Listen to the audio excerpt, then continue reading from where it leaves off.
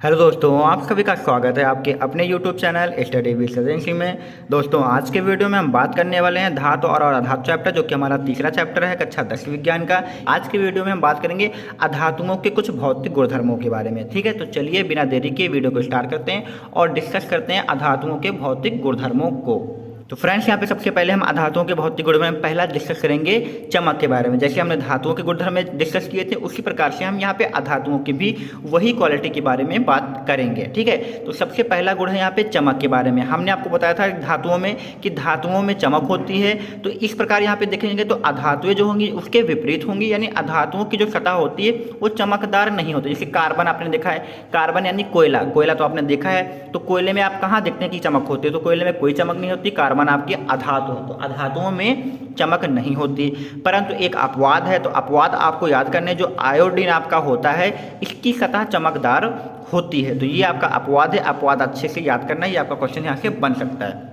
इसके बाद हम यहाँ पे नेक्स्ट डिस्कस करेंगे कठोरता के बारे में, यानी कठोर होती हैं या नहीं होती हैं। तो अधातुएं जो हमारी होती हैं वो कठोर नहीं होती हैं, लेकिन इसमें भी एक अपवाद है कि जो हमारा हीरा है, आपने हीरा देखा है, हीरा तो आपका कठोर होता है। तो अधातुएं जो आपकी होंगी कठोर नहीं होंगी। जैसे आप देखिए कोयला होता है, कोयले को आप पकड़िए, इसको नीचे ऊपर से नीचे गिराइए तो यह क्या होगा, टूट जाएगा। तो जो चीज़ टूट जाएगी वो कठोर कहाँ होगी? तो कोयला जो आपका कठोर नहीं होता है, कोयला मतलब कार्बन, और कार्बन आपकी अधातु है। लेकिन एक अधातु ऐसी है जो कि आपका हीरा है, जो कि कठोर है। तो अपवाद आपके यहाँ पे निकल कर आते हैं, इनको अच्छे से पढ़ना है आपको।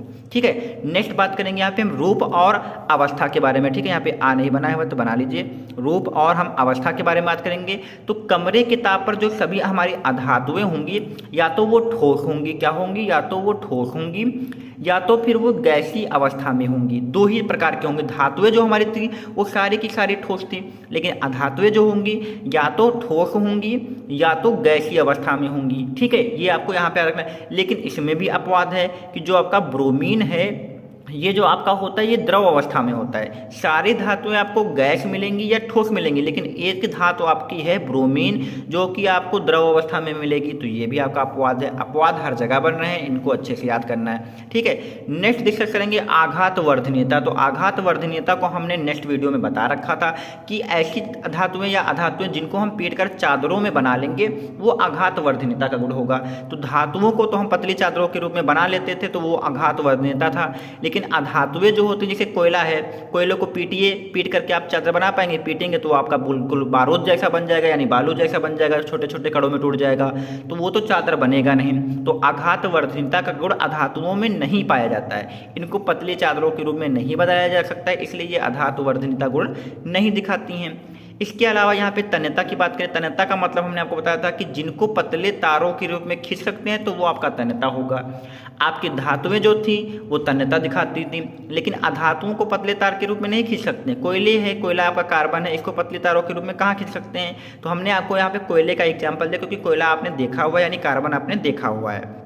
तो अधातु में भी तन्यता का गुण नहीं होता, क्योंकि पतली तार के रूप में इसे नहीं बनाया जा सकता, ये भी याद रखना है। इसके अलावा बात करेंगे विद्युत व ऊष्मा के चालक। यहाँ पे हमने आपको धातुओं में बताया था कि जो धातुएं होती हैं वो विद्युत और ऊष्मा की सुचालक होती है, यानी उनमें विद्युत धारा का प्रवाह कराया जा सकता है। और सबसे अच्छा ऊष्मा का सुचालक आपका चांदी था, ये भी हमने बताया था।